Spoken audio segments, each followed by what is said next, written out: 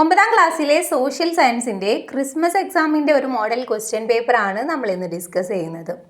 ഇവിടെ ഈ ക്വസ്റ്റ്യൻസ് വന്നിരിക്കുന്നത് ഏതെല്ലാം ടോപ്പിക്കുമായി ബേസ് ചെയ്തിട്ടാണ് നമുക്ക് നോക്കാം അല്ലേ. ആ വിഷയങ്ങൾ മാത്രം നിങ്ങൾ എന്ത് ചെയ്യുക, ഇമ്പോർട്ടൻ്റ് ആയിട്ട് എടുത്ത് പഠിക്കുക. അപ്പോൾ നിങ്ങൾക്ക് നല്ല രീതിയിൽ എക്സാം അറ്റൻഡ് ചെയ്യാനായിട്ട് പറ്റും. ഓക്കെ, ഫസ്റ്റ് 1 മുതൽ 5 വരെയുള്ള എല്ലാ ചോദ്യങ്ങൾക്കും ഉത്തരം എഴുതുക. ഓരോന്നിനും ഒരു സ്കോർ വീതം. 5 വരെയുള്ള ക്വസ്റ്റ്യൻസ് ഒക്കെ ഒറ്റ മാർക്കിൻ്റെ 1 മാർക്കിൻ്റെ ചോദ്യങ്ങളാണ്. എല്ലാത്തിനും എന്താ ഓപ്ഷൻസ് തന്നിട്ടുണ്ട്. അതിൽ നിന്ന് നിങ്ങൾ ഉത്തരങ്ങൾ കറക്റ്റായിട്ട് സെലക്ട് ചെയ്തെടുത്താൽ മാത്രം മതി. ഓക്കെ, അപ്പോൾ ഫസ്റ്റ് ക്വസ്റ്റ്യൻ, ആരുടെ ഭരണകാലത്താണ് ദ്രാവിഡ ശൈലി എന്ന ദക്ഷിണേന്ത്യൻ ക്ഷേത്ര നിർമ്മാണ ശൈലി രൂപപ്പെട്ടത്? ആരുടെ ഭരണകാലത്താണ്? നോക്കാം. ഓപ്ഷൻസ് എന്തൊക്കെയാ? പാണ്ഡ്യർ, പല്ലവന്മാർ, ചോളന്മാർ, ശതവാഹന്മാർ. ഇതിലേതാ വരുന്നത്? പല്ലവന്മാരാണ് ആൻസർ വരുന്നത് അല്ലേ. പല്ലവന്മാരുടെ കാലത്താണ് ദ്രാവിഡ ശൈലി എന്ന ക്ഷേത്ര നിർമ്മാണ ശൈലി രൂപപ്പെട്ടിട്ടുള്ളത്. ഈ സെക്കൻഡ് ക്വസ്റ്റ്യൻ, രാഷ്ട്രപതിയുടെ രാജിയുമായി ബന്ധപ്പെട്ട ശരിയായ പ്രസ്താവന തിരഞ്ഞെടുക്കുക. താഴെ 4 പ്രസ്താവനകൾ തന്നിട്ടുണ്ട് അല്ലേ. അതിൽ നിന്ന് രാഷ്ട്രപതിയുടെ രാജിയുമായിട്ട് ബന്ധപ്പെട്ട് വരുന്ന പ്രസ്താവന ഏതാണെന്ന് മാത്രം നിങ്ങൾ കണ്ടുപിടിക്കുക. ഓപ്ഷൻസ് ഏതൊക്കെയാണുള്ളത്?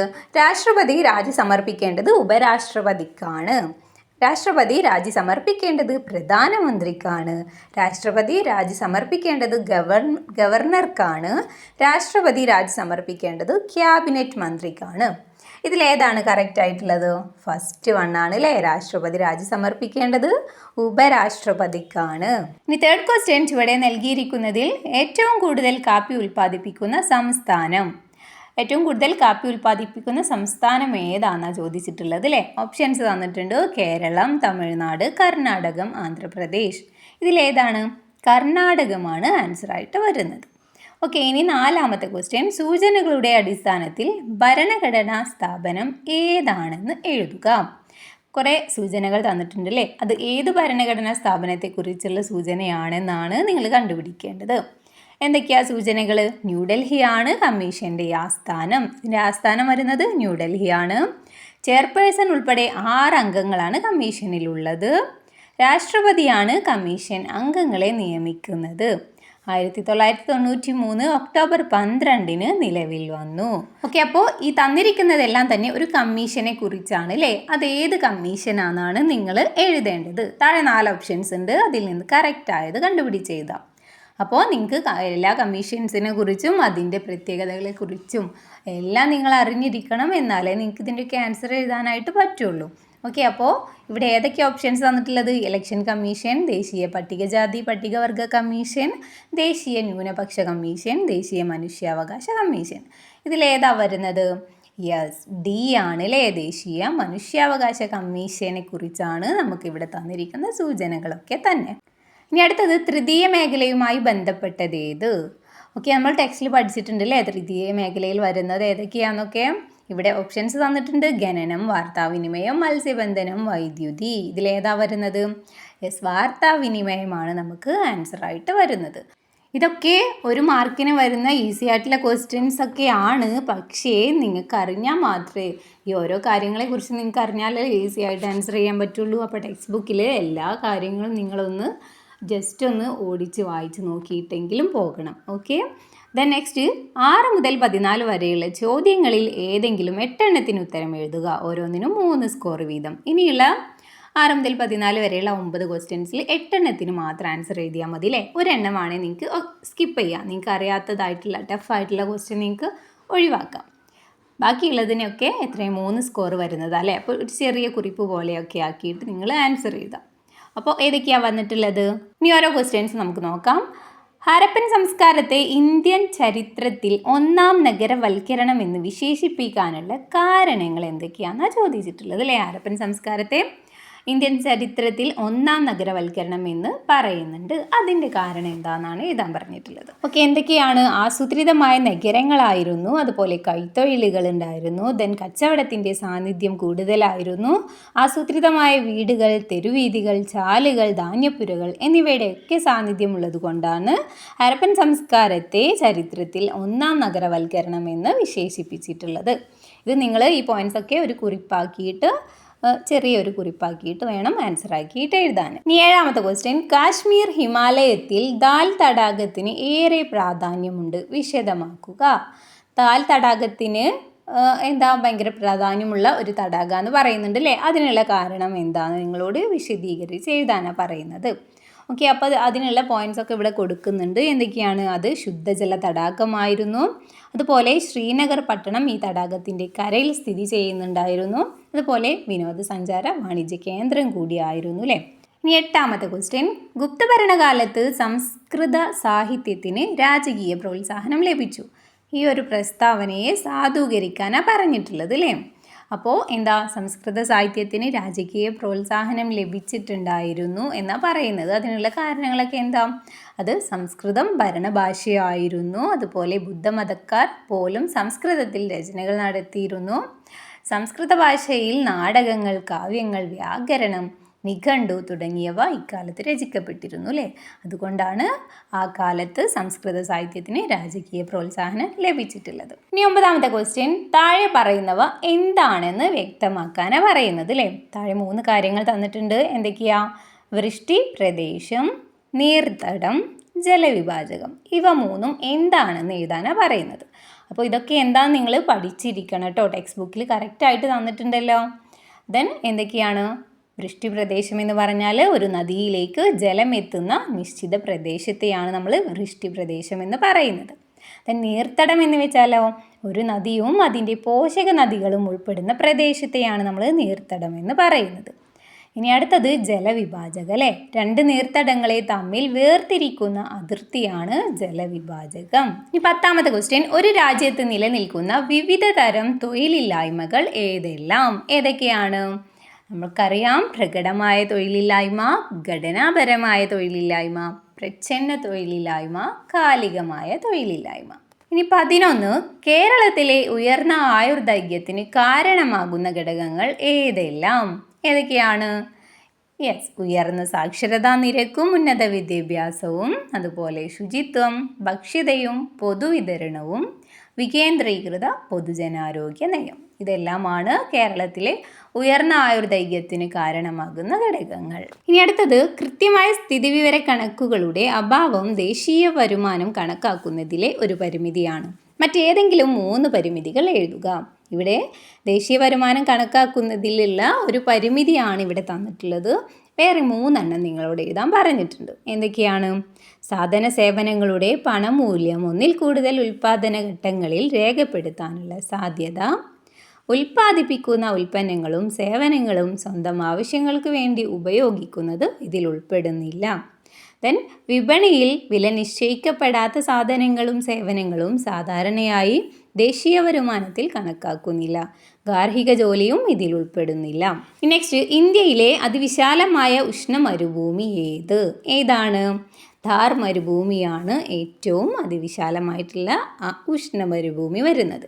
ഇനി ഇതിൻ്റെ ഏതെങ്കിലും 2 സവിശേഷതകൾ എഴുതാനാണ് പറഞ്ഞിട്ടുള്ളത്. എന്തൊക്കെ എഴുതാം?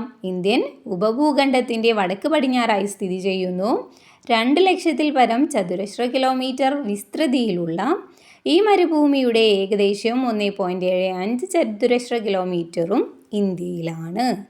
ഓക്കെ, ദെൻ അടുത്തത്, നീതിന്യായ വിഭാഗം ഭരണഘടനയുടെ കാവലാൾ എന്നറിയപ്പെടുന്നു, വ്യക്തമാക്കുക. നീതിന്യായ വിഭാഗത്തെ ഭരണഘടനയുടെ കാവലാൾ എന്നറിയപ്പെടുന്നുണ്ട് അല്ലേ? അതിനുള്ള കാരണം എന്താണെന്നാണ് നിങ്ങളിവിടെ എഴുതേണ്ടത്.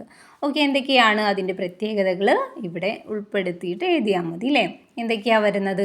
നിയമനിർമ്മാണ കാര്യനിർമ്മാണ വിഭാഗങ്ങൾ ഭരണഘടന അനുസരിച്ച് പ്രവർത്തിക്കുന്നു എന്ന് ഉറപ്പുവരുത്തുന്നുണ്ട്. അതുപോലെ പൗരരുടെ അവകാശങ്ങൾ സംരക്ഷിക്കുന്നുണ്ട്, ഭരണഘടനാ മൂല്യങ്ങൾ സംരക്ഷിക്കുന്നുണ്ട്. ഇതൊക്കെ കൊണ്ടാണ് നീതിന്യായ വിഭാഗം ഭരണഘടനയുടെ കാവലാൾ എന്നറിയപ്പെടുന്നത്. ഇനി അടുത്തത് 15 മുതൽ 26 വരെയുള്ള ചോദ്യങ്ങളിൽ ഏതെങ്കിലും 10 ഉത്തരം എഴുതുക. ഓരോന്നിനും 4 സ്കോർ വീതം. ഇത് മുന്നേ പറഞ്ഞ പോലെ എന്താണ്, 4 സ്കോറിന് വരുന്ന ക്വസ്റ്റ്യൻസ് ആണ് അല്ലേ ഇവിടെ തന്നിരിക്കുന്നത് മുഴുവനും.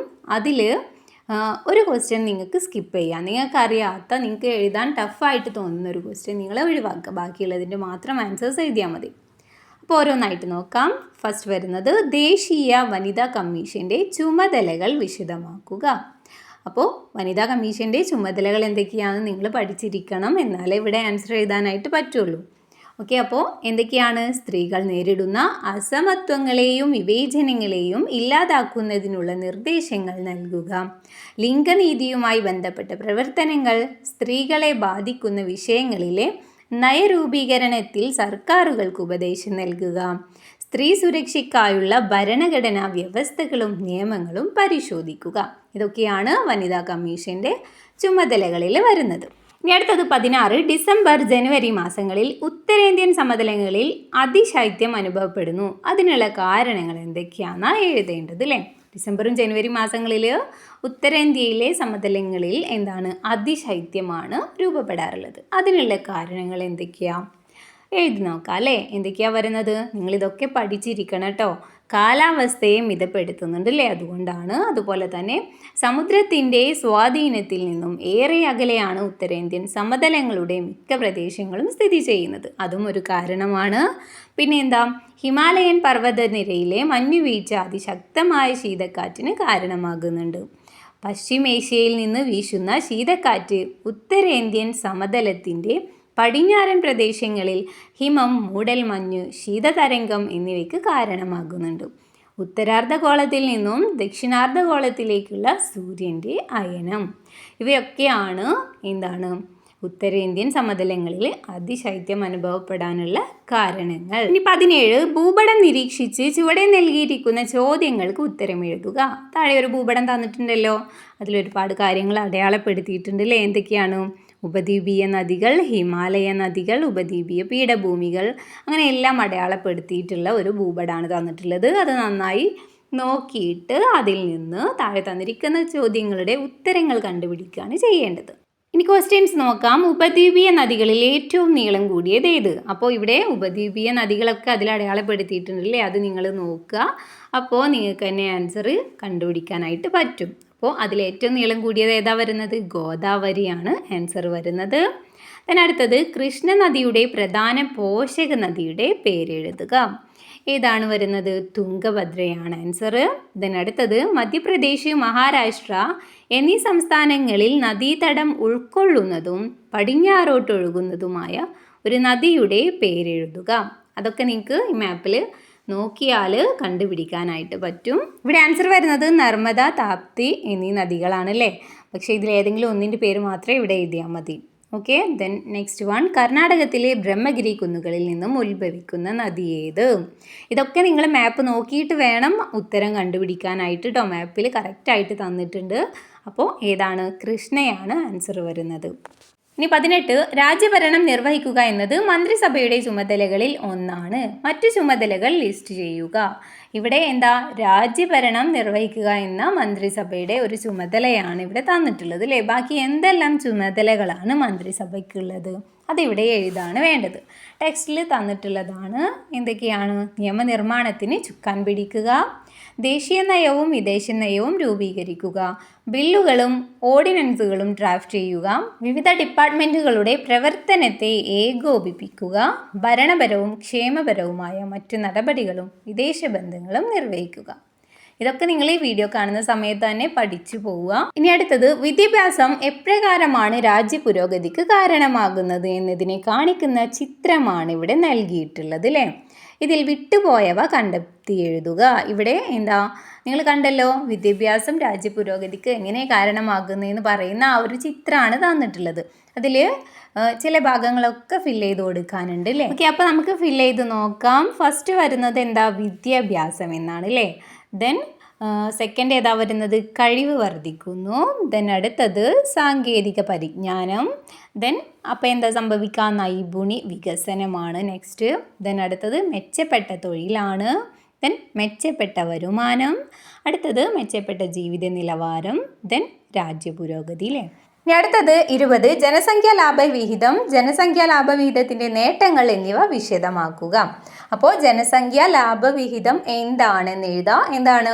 സജീവ പ്രായത്തിലുള്ളവരിൽ തൊഴിലെടുക്കുന്നവരുടെ എണ്ണം തൊഴിലെടുക്കാത്തവരുടെ എണ്ണത്തേക്കാൾ കൂടുതലാകുന്നതിനെ ജനസംഖ്യാ ലാഭവിഹിതം എന്ന് പറയുന്നു. ഇനി അതിൻ്റെ നേട്ടങ്ങൾ എന്തൊക്കെയാണ്? രാജ്യത്തിൻ്റെ സാമൂഹിക സാമ്പത്തിക പുരോഗതി വർദ്ധിക്കുന്നു, രാജ്യത്തിൻ്റെ ഉൽപാദനക്ഷമത വർദ്ധിക്കുന്നു, രാജ്യത്തിന് ഉയർന്ന മനുഷ്യ വിഭവശേഷി ലഭിക്കുന്നു. ഇതൊക്കെയാണ്. ഇനി 21 സംഘടിത അസംഘടിത മേഖലകളുടെ ഓരോ സവിശേഷതകൾ നൽകിയിരിക്കുന്നു. മറ്റ് സവിശേഷതകൾ കണ്ടെത്തി പട്ടിക പൂർത്തിയാക്കുക. ഇവിടെ താഴെ ഒരു പട്ടിക തന്നിട്ടുണ്ടല്ലേ, അതിൽ സംഘടിത മേഖലയുടെയും അസംഘടിത മേഖലയുടെയും സവിശേഷതകളാണ് നിങ്ങൾ എഴുതേണ്ടത്. ഓരോന്ന് അവിടെ തന്നിട്ടുണ്ടല്ലേ. ഫസ്റ്റ് വൺ, രജിസ്റ്റർ ചെയ്യപ്പെട്ട തൊഴിൽ മേഖലയാണ് സംഘടിത മേഖല, രജിസ്റ്റർ ചെയ്യപ്പെടാത്ത തൊഴിൽ മേഖലയാണ് അസംഘടിത മേഖല. ഇനി വേറെ എന്തൊക്കെയാണ്? സംഘടിത മേഖലയിൽ താരതമ്യേന കൂടിയ ശമ്പളമാണ്, അസംഘടിത മേഖലയിൽ താരതമ്യേന കുറഞ്ഞ ശമ്പളമാണ്. സംഘടിത മേഖലയിൽ തൊഴിൽ സുരക്ഷിതത്വമുണ്ട്, അസംഘടിത മേഖലയിൽ തൊഴിൽ സുരക്ഷിതത്വം ഇല്ലായ്മയാണുള്ളത്. ഓക്കെ, ഇനി അടുത്തത് 22, തിരഞ്ഞെടുപ്പ് കമ്മീഷൻ്റെ ഘടന വിശദമാക്കുക. തിരഞ്ഞെടുപ്പ് കമ്മീഷൻ്റെ ഘടന എന്താണെന്ന് വിവരിച്ചെഴുതാനാണ് പറയുന്നത്. മുഖ്യ തിരഞ്ഞെടുപ്പ് കമ്മീഷണർ 2 കമ്മീഷണർമാരും ചേർന്നതാണ്. അംഗങ്ങളെ രാഷ്ട്രപതി നിയമിക്കുന്നു. അതുപോലെ 6 വർഷമോ അല്ലെങ്കിൽ 65 വയസ്സ് വരെയാണ് കമ്മീഷൻ അംഗങ്ങളുടെ കാലാവധി. അതുപോലെ ഇംപീച്ച്മെൻറ്റിലൂടെ മാത്രമേ തിരഞ്ഞെടുപ്പ് കമ്മീഷണറെ തലസ്ഥാനത്തു നിന്ന് നീക്കം ചെയ്യാൻ സാധിക്കൂ. അതുപോലെ തിരഞ്ഞെടുപ്പ് കമ്മീഷൻ്റെ പ്രവർത്തനങ്ങൾ ഏകോപിപ്പിക്കുന്നത് ചീഫ് ഇലക്ടറൽ ഓഫീസർ ആണ്. ഇനി അടുത്തത് എ കോളത്തിന് അനുയോജ്യമായവ ബി കോളത്തിൽ നിന്നും തിരഞ്ഞെടുത്ത് എഴുതുക അല്ലേ. അപ്പോൾ ഇത് തമ്മിൽ മാച്ച് ചെയ്യാനാണ്. അപ്പോൾ എങ്ങനെയാണ് വരുന്നത്? സ്വപ്നവാസവദത്തം അതേതാ? ഭാസനാണ്. Then Amarakosham Amarasimhan. Then Mattavilasa Prahasanam Mahendravarman. Then മൃശ്ചഘടികം ഏതാ? ശൂദ്രകൻ. 24, മരുഭൂമികളുടെ 2 വിഭാഗങ്ങൾ ഏതെല്ലാം? വിശദമാക്കുക. ഏതൊക്കെയാണ് 2 വിഭാഗങ്ങൾ? ഒന്ന് ശീതമരുഭൂമികൾ, ഉഷ്ണമരുഭൂമികൾ. ശീതമരുഭൂമികൾ ധ്രുവപ്രദേശങ്ങളിലും മിതശീതോഷ്ണ പ്രദേശങ്ങളിലെ പർവ്വതങ്ങളിലും ഉയർന്ന പീഠഭൂമികളിലും വർഷം മുഴുവൻ മഞ്ഞു മൂടിക്കിടക്കുന്ന കൊടും തണുപ്പ് അനുഭവപ്പെടുന്ന പ്രദേശങ്ങളാണ് ശീതമരുഭൂമികൾ. ഇനി ഉഷ്ണമരുഭൂമികളാണ് അടുത്തത്. അതെന്താണ്? പൊതുവെ 15 ഡിഗ്രി മുതൽ 30 ഡിഗ്രി വരെ അക്ഷാംശങ്ങൾക്കിടയിൽ വൻകരകളുടെ പടിഞ്ഞാറ് ഭാഗത്തായി കാണപ്പെടുന്ന വരണ്ടതും വളരെ ഉയർന്ന പകൽ താപനില അനുഭവപ്പെടുന്നതുമായ പ്രദേശങ്ങളാണ് ഉഷ്ണമരുഭൂമികൾ. നെക്സ്റ്റ്, ബുദ്ധമതവുമായി ബന്ധപ്പെട്ട് ചുവടെ നൽകിയിരിക്കുന്നവ വിശദമാക്കുക. സംഘങ്ങൾ, സ്തൂപങ്ങൾ, ഇത് രണ്ടും എന്താ? ബുദ്ധമതവുമായി റിലേറ്റ് ചെയ്ത് വരുന്നത് അല്ലേ. ഇവ രണ്ടും എന്താണെന്ന് വിവരിക്കാനാണ് പറഞ്ഞിട്ടുള്ളത്. സംഘങ്ങൾ ബുദ്ധമത പ്രചാരണത്തിനായി സന്യാസിമാരുടെ സംഘങ്ങൾ രൂപീകരിച്ചിരുന്നു. ജാതിലിംഗ പരിഗണനകൾ ഒന്നും കൂടാതെ എല്ലാവരെയും സംഘത്തിൽ ഉൾപ്പെടുത്തി. സംഘത്തിലെ സ്ത്രീകൾ ഭിക്ഷുണികളെന്നും പുരുഷന്മാർ ഭിക്ഷുക്കൾ എന്നുമാണ് അറിയപ്പെട്ടത്. ഇനി സ്തൂപങ്ങൾ എന്താ നോക്കാം. ബുദ്ധൻ്റെ ഭൗതിക അവശിഷ്ടങ്ങളോ ബുദ്ധൻ ഉപയോഗിച്ച വസ്തുക്കളോ അടക്കം ചെയ്ത സ്ഥലങ്ങളിൽ നിർമ്മിക്കുന്ന കെട്ടിടങ്ങളാണ് സ്തൂപങ്ങൾ. അർദ്ധവൃത്താകൃതിയിലാണ് ഇവ നിർമ്മിച്ചിരിക്കുന്നത്. കൊത്തുപണികളാൽ സമ്പന്നമാണ് സ്തൂപങ്ങൾ. ഇനി അടുത്തത് മനുഷ്യ മൂലധന രൂപീകരണവും ദാരിദ്ര്യവും എന്ന ശീർഷകത്തിൽ ഒരു കുറിപ്പ് തയ്യാറാക്കുക. ഒക്കെ ഒരു കുറിപ്പ് തയ്യാറാക്കാനുള്ള ആക്ടിവിറ്റിയാണ് അല്ലേ. ഓക്കെ, അപ്പോൾ ഇവിടെ കൊടുക്കുന്നുണ്ട് മനുഷ്യ മൂലധന രൂപീകരണം നേരിടുന്ന പ്രധാന വെല്ലുവിളിയാണ് ദാരിദ്ര്യം. കുറഞ്ഞ വരുമാനമാണ് മനുഷ്യനെ ദാരിദ്ര്യത്തിലേക്ക് തള്ളിവിടുന്നത്. കുറഞ്ഞ വരുമാനം കാരണം മനുഷ്യന് വിദ്യാഭ്യാസം, ആരോഗ്യം തുടങ്ങിയ അടിസ്ഥാന ആവശ്യങ്ങൾ പോലും നിറവേറ്റാൻ കഴിയാതെ വരികയും അത് കൂടുതൽ ദാരിദ്ര്യത്തിലേക്ക് കൊണ്ടെത്തിക്കുകയും ചെയ്യുന്നു. ദാരിദ്ര്യത്തിൻ്റെ കാരണങ്ങളും അനന്തരഫലങ്ങളും പരസ്പരം ബന്ധപ്പെട്ട് കിടക്കുന്നു. 27, 28 ചോദ്യങ്ങൾക്ക് നിർദ്ദേശാനുസരണം ഉത്തരം എഴുതുക. ഇവിടെ 27 2 ക്വസ്റ്റ്യൻസ് തന്നിട്ടുണ്ട് അല്ലേ. അതിലേതെങ്കിലും ഒന്നിന് ഉത്തരം എഴുതിയാൽ മതി. അതുപോലെ 28 2 ക്വസ്റ്റ്യൻസ് ഉണ്ട്, ഏതെങ്കിലും ഒന്നിന് മാത്രം ഉത്തരം എഴുതാം. ഓക്കെ, അപ്പോൾ 27 എ നോക്കാം. ഉപദ്വീപീയ പീഠഭൂമിയിൽ കാണപ്പെടുന്ന പ്രധാന മണ്ണിനങ്ങൾ ഏവ? ഏതെങ്കിലും 2 എണ്ണത്തിൻ്റെ സവിശേഷതകൾ വിശദമാക്കുക. ഓക്കെ, അപ്പോൾ ഏതൊക്കെയാണ് മണ്ണിനങ്ങൾ? നമുക്കറിയാം, കറുത്ത മണ്ണ്, ചെമ്മണ്ണ്, ലാറ്ററൈറ്റ് മണ്ണ്, പർവ്വത മണ്ണ്. ഇങ്ങനെ 4 മണ്ണിനങ്ങളാണുള്ളത് അല്ലേ. ദെൻ ഇതിൽ 2 എണ്ണത്തെക്കുറിച്ചാണ് എഴുതാൻ പറഞ്ഞിട്ടുള്ളത്. കറുത്ത മണ്ണിനെ കുറിച്ചും ചെമ്മണ്ണിനെ കുറിച്ചും ഇവിടെ കൊടുക്കുന്നുണ്ട്, നിങ്ങൾ വായിച്ചു നോക്കുക. ദെൻ അതിൽ 27 തന്നെ ബി ക്വസ്റ്റ്യൻ എന്താ? ദേശീയ വരുമാനം കണക്കാക്കുന്നതിനുള്ള രീതികൾ ഏതെല്ലാം? ഏതെങ്കിലും 2 രീതികൾ വിശദമാക്കുക. ഓക്കെ, അപ്പോൾ ഏതൊക്കെ രീതികളാണ്? ഉൽപ്പന്ന രീതി, വരുമാന രീതി, ചെലവ് രീതി. ഇതിലെ ഉൽപ്പന്ന രീതിയെക്കുറിച്ചും വരുമാന രീതിയെക്കുറിച്ചും ഇവിടെ എന്താണ് എഴുതിയിട്ടുണ്ട് അല്ലേ. നിങ്ങൾ വായിച്ച് മനസ്സിലാക്കുക. ഇവിടെ വായിക്കാത്തത് വീഡിയോ ഒരുപാട് ലെങ്തി ആയി പോവും എന്നുള്ളതുകൊണ്ടാണ്. അടുത്തത് 28 ഇതിലും 2 ഓപ്ഷൻസ് ഉണ്ട് അല്ലേ. അതിൽ ഏതെങ്കിലും ഒന്ന് എഴുതിയാൽ മതി. നമ്മൾ രണ്ടിൻ്റെയും ആൻസർ ഇവിടെ നോക്കുന്നുണ്ട് കേട്ടോ. അപ്പോൾ അതിൽ ജനസംഖ്യാശാസ്ത്രത്തിൻ്റെ സൂചകങ്ങളായ കുടിയേറ്റം, പ്രായഘടന, ആശ്രിത അനുപാതം എന്നിവയെക്കുറിച്ച് വിവരിക്കാനാണ് പറഞ്ഞിട്ടുള്ളത് അല്ലേ. അപ്പോൾ നമുക്ക് ഓരോന്നിനെക്കുറിച്ചും എഴുതാം. എന്തൊക്കെ എഴുതാം? കുടിയേറ്റം, ഒരു പ്രദേശത്ത് നിന്ന് മറ്റൊരു പ്രദേശത്ത് സ്ഥിരമായോ താൽക്കാലികമായോ ജനങ്ങൾ മാറി താമസിക്കുന്നതിനെയാണ് കുടിയേറ്റം എന്ന് പറയുന്നത്. കുടിയേറ്റം 2 തരത്തിലുണ്ട്: ആഭ്യന്തര കുടിയേറ്റം, രാജ്യാന്തര കുടിയേറ്റം. കുടിയേറ്റം ഒരു പ്രദേശത്തിൻ്റെ ജനസംഖ്യ ഘടനയിൽ മാറ്റം വരുത്തുന്നു. ഇനി അടുത്തത് എന്താ? പ്രായഘടനയാണ് അല്ലേ. ജനസംഖ്യാ ക്രമീകരണത്തിൻ്റെ പ്രധാനപ്പെട്ട സൂചകമാണ് ജനസംഖ്യ പ്രായഘടന. ജനസംഖ്യ പുരോഗതി, ശരാശരി ആയുർദൈർഘ്യം എന്നിവയിലുള്ള മാറ്റങ്ങൾ പ്രായഘടനയെ സ്വാധീനിക്കുന്നു. ഇനി അടുത്തത് ആശ്രിതാനുപാതം. 15-ന് താഴെയും 64-ന് മുകളിലും പ്രായഘടനയിലുള്ളവർ ആശ്രിത വിഭാഗത്തിൽ ഉൾപ്പെടുന്നു. ജനസംഖ്യയിലെ ആശ്രിത വിഭാഗത്തെയും തൊഴിലെടുക്കുന്ന വിഭാഗത്തെയും താരതമ്യം ചെയ്യുന്ന മാനദണ്ഡത്തെ കായാന്തരിത ശിലകൾക്ക് ആശ്രിത അനുപാതം എന്ന് പറയുന്നു. ആശ്രിത അനുപാതം ഒരു രാജ്യത്തെ സാമ്പത്തിക ക്ഷമതയെ ഒരു പരിധിവരെ സ്വാധീനിക്കുന്നു. ഇതിൽ ബി ക്വസ്റ്റ്യൻ: ദക്ഷിണേന്ത്യയിലേക്കുള്ള ഭൂമിദാനത്തിൻ്റെ വ്യാപനം സാമ്പത്തിക രംഗത്ത് വരുത്തിയ മാറ്റങ്ങളെക്കുറിച്ച് വിശദമാക്കാനാണ് പറഞ്ഞിട്ടുള്ളത് അല്ലേ. 6 മാർക്കിൻ്റെ ക്വസ്റ്റ്യൻ ആണ്. അത്യാവശ്യം പോയിൻ്റൊക്കെ ഉൾപ്പെടുത്തിയിട്ട് വേണം ഇങ്ങനത്തെ ക്വസ്റ്റ്യൻസ് നിങ്ങൾ ഉത്തരം എഴുതാനായിട്ട്. ദക്ഷിണേന്ത്യയിലെ സമൂഹത്തിലും സമ്പദ് വ്യവസ്ഥയിലും ബ്രാഹ്മണർക്ക് ഉയർന്ന സ്ഥാനം ലഭിച്ചു. കൃഷി വികസിക്കുന്നതിന് കാരണമായി. അതുപോലെ രാജാക്കന്മാരും ഗ്രാമഭരണകൂടവും ജലസംഭരണികൾ നിർമ്മിച്ചും ജലസേചന സംവിധാനം ഒരുക്കിയും കൃഷിയെ പ്രോത്സാഹിപ്പിച്ചു. കൃഷിയുടെ ഉൽപാദനത്തിൻ്റെ മിച്ചം വ്യാപാരത്തിൻ്റെ പുരോഗതിക്ക് കാരണമായി. ആഭ്യന്തര വ്യാപാരത്തിനൊപ്പം സമുദ്ര വ്യാപാരവും വളർന്നു. സമൂഹങ്ങൾ എന്ന കച്ചവട കൂട്ടായ്മകൾ രൂപപ്പെട്ടു. കോർക്കെ, കായൽ, പട്ടണം, പെരിയ പട്ടണം മുതലായ തുറമുഖങ്ങൾ വളർന്നു വന്നു. ഇതൊക്കെയാണ് വരുന്നത്. അപ്പോൾ നിങ്ങൾ എന്ത് ചെയ്യുക? ഈ ലാസ്റ്റ് വന്നിട്ടുള്ള ഈ വലിയ കുറിപ്പ് എഴുതാനുള്ള ആക്ടിവിറ്റീസൊക്കെ ഈ തന്നിരിക്കുന്ന ക്വസ്റ്റ്യൻസൊക്കെ നല്ല രീതിയിലൊന്ന് നോട്ട് ചെയ്തിട്ട് എക്സാമിന് പോവുക.